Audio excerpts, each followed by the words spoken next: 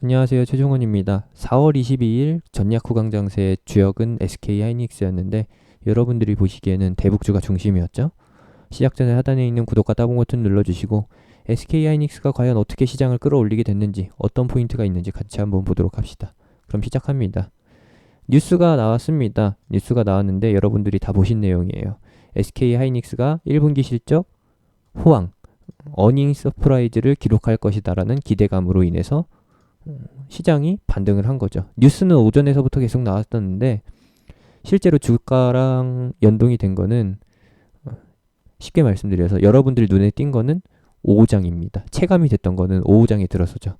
오전장에서부터 계속 11시 이후에서부터 SK하이닉스와 삼성전자 향으로 매수세가 들어왔습니다. 근데 이 매수세가 SK하이닉스는 올려 사는 방식으로 한호가씩 계속 꾸준히 올리는 방식으로 진행이 됐었고, 삼성전자 같은 경우에는 매수호가에 주문을 넣어놓고서 그냥 받아 먹다가 오후장 막판에 조금씩 끌어올렸다라는 거죠. 이 차이가 있는데 결국에는 SK하이닉스 실적이 좋게 나올 것이라는 전망이 외국인의 매수세를 불러들였고요. 그래서 오전 내내 팔고 있었던 연기금 역시도 점심 지나자마자 매수세로 전환을 합니다. 그러면서 코스피 상승의 주역이 됐었고 주인공이 됐었고 분위기가 안정되자 대북주가 날뛰기 시작했습니다. 대북주는 이제 시장 상황이 안정이 되면은 움직이는 거죠. 시장 상황이 안정되면은 방산주는 하락하고 대북주는 상승하는, 김정은의 생사 여부와 상관없이 분위기에 따라서 움직이는 상황이라는 거 인지가 되셨을 겁니다. 체감도 좋았죠. SK하이닉스와 이제 삼성전자를 비교해 보면서 말씀을 드릴 건데, 왜 삼성전자는 그냥 받아먹기식으로 있다가 장 막판에 끌어올렸고 SK하이닉스는 오전 장에서부터 계속 끌어올렸느냐? 먼저 기준이 되는 것을 보여드리겠습니다. 기준이 된다라고 하면은 삼성전자와 SK하이닉스 반도체 실적을 견인하는 핵심 DXI 반도체 인덱스 지수 요겁니다. 코로나로 인해서 언택트 관련의 사업이 뜬다라고 했는데 실제로는 반도체 산업이 작년 4분기에서부터 호황기 좀 개선세가 출현이 됐었어요. 딱히 코로나로 인해서 소비 심리, 서버 소비 심리, 디비den드 소비 심리 이런 것들이 늘어난 게 아니라 자연스럽게 4분기에 저점을 찍고 반등하던 구간이었다. 근데 하필 또 SK하이닉스로 영향을 많이 끼친 이유는 DXI 지표에 영향을 많이 받는 게 민감한 게 SK하이닉스이기 때문이죠. 비교를 해보면은 간단합니다.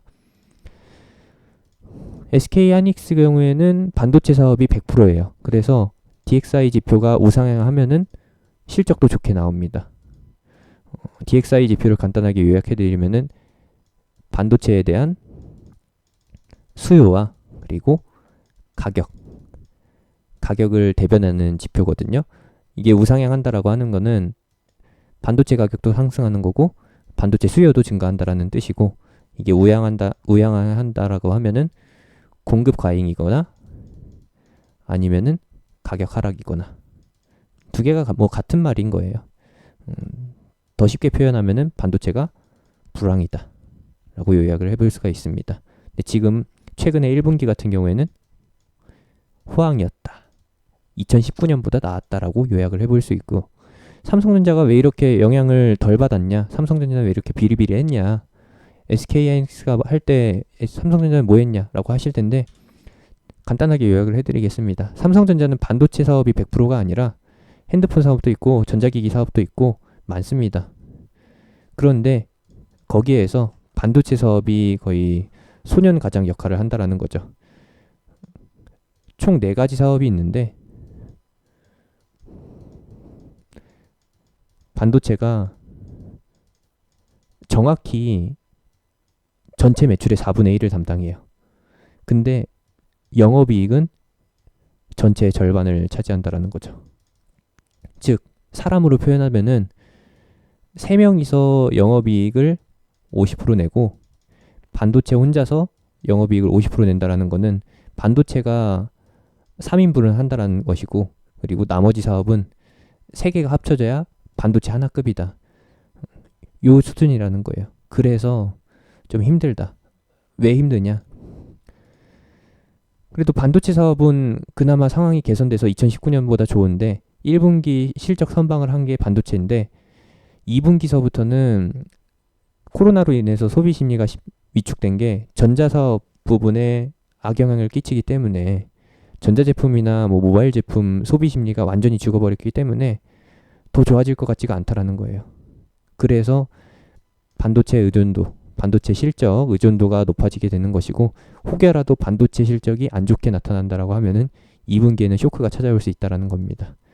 간단하게 말씀을 드리면은 DXI 지표에 따라서 1분기 실적과 2분기 실적을 예상해 볼 수가 있는 건데 그 이후 거 3분기나 뭐 4분기 것도 예상을 해볼 수가 있는 건데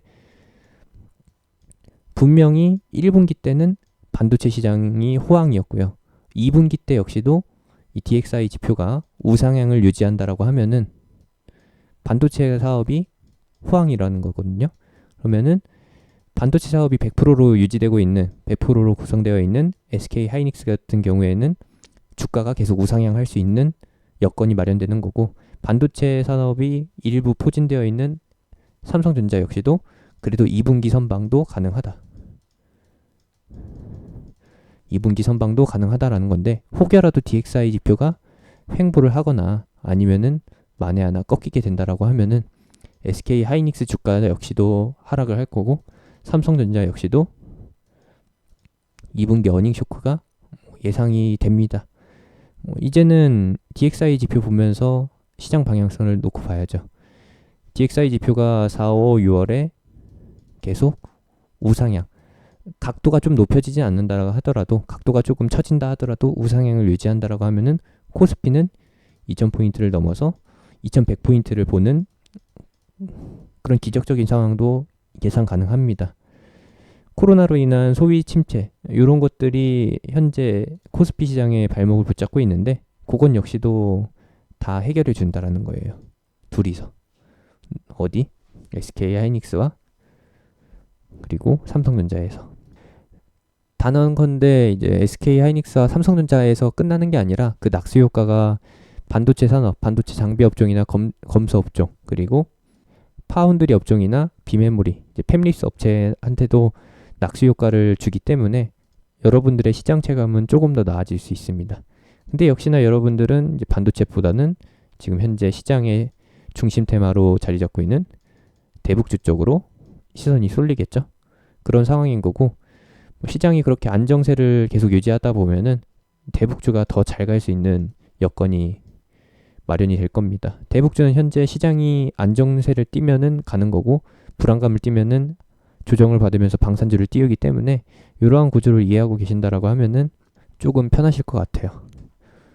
그러면은 SK 하이닉스 내일 사도 되나요? 라고 물어보시는데 그거에 대해서는 제가 아니오라고 말씀을 드릴 수가 있습니다. 지금 당장 제가 지표로 보고 있는 SK 하이닉스의 방향성으로 보고 있는 이 DXI 지표가 2분기 들어서 꺾였다라는 거예요. 고점을 갱신하긴 했는데 꺾였기 때문에 SK 하이닉스 역시도 꺾일 수 있다. SK 하이닉스의 주가가 지금 이렇게 진행이 되고 있는데 DXI 지표 같은 경우에는 지금 이 상황이라는 거죠. SK 하이닉스 그러면은 실적 발표 이후에 DXI 지표 따라서 꺾일 수가 있다라는 거예요. DXI 지표가 일시적으로 꺾인 거고 만약에 5월, 6월 달에 다시 한번 상승세를 이어간다라고 하면은 SK 하이닉스 역시도 실적 발표 이후에 단기적으로 꺾였다가 DXI 지표가 상승하는 것을 보고서 따라갈 것이다. 여기에 주역은 외국인이 될 것이다. 라는 거. 외국인이 따라붙으면은 이제 연기금이 오늘처럼 따라붙어 주면서 지수를 상승시킬 것이다. 라고 정리해 볼 수가 있겠습니다. 그 결과물이 요거인 거예요. 더 간단하게 보여드리면은 오늘 데이터를 보여드리겠습니다. 분명히 연기금이 오전까지는 600억 이상 순매도를 했었거든요. 근데 장 막판에 보니까 1300억, 1400억에 가까운 매수세를 기록을 했습니다. 코스닥까지 합치면은 1500억 가까운데 약 2000억을 순매수를 한 거거든요. 그 중에서 일부가 어디냐? 전기전자 업종이고요. 분명히 오전장에 제가 보기로는 마이너스 400 찍혀 있었다가 오부장돼서 플러스 400이 된 겁니다. 그러면은 누적으로 따졌을 때는 플러스 800억이죠. 이렇게 진행이 된다라는 거. 외국인이 이런 식으로 반도체 업황을 보면서 국내 증시에 두 기둥을 만져준다라고 하면은 연기금도 뺄 이유 없이 이렇게 따라 붙어준다라는 걸로 알아주시면 되겠고, 삼성전자는 반도체 영향만 받는 게 아니라 복합적인 요소가 껴있으니까 조금 더 종합적으로 살펴볼 필요가 있습니다. 이번 영상에서 다 다뤄드리지를 못할 것 같아요. 오늘 영상, 이번 영상에서는 SK 하이닉스 관점만, 그리고 반도체 업황 관점에서만 수급을 체크한 거고요. 이외에 뭐 추가할 수 있는 부분, 그리고 SK 하이닉스와 관련된 호재성 뉴스들, 기회가 된다면은 추가해 볼 겁니다. 근데 그러한 호황도, 호재 뉴스도 별로 중요치 않아요. 저는 그냥 DXI 지표가 좋다라고 하면은, 반도체 업황이 좋다라고 하면은 SK 하이닉스는 간다라고 보는 거니까, 호재 상황과 호재 뉴스 뭐 따로 체크할 필요가 있나 라는 생각도 듭니다. 이런 식으로 봐주시고요. 제가 뭐 SK 하이닉스 매매 사인은 못 드리겠지만, 관점, 반도체 업황 관점에서는 뭐 추후 이야기 공유해 드릴 수 있으니까요. 하단에 있는 링크, 댓글에 있는 링크, 영상 끝나고 나오는 링크 타고서 제가 운영하는 톡방에 들어오셨다가 정기적으로 체크해 드리는 반도체 업황 같이 공유 받으시면 될 것 같습니다. 참고로 하나 더 말씀드리자고 하면은, DXI 지표가 이제 기준점이 되는 거지, 필라델피아 반도체 지수 같은 종목들을 모아서 지수를 만들어 놓은 거는 선행 지표가 안 될 것 같습니다. 실적 전망을 예상할 수 있는데 도움이 되지 않으니까 요거는 그냥 패스하세요. SK하이닉스는 DXI 지표랑 연동이 된다라는 걸로 마무리 짓겠습니다. 이상입니다.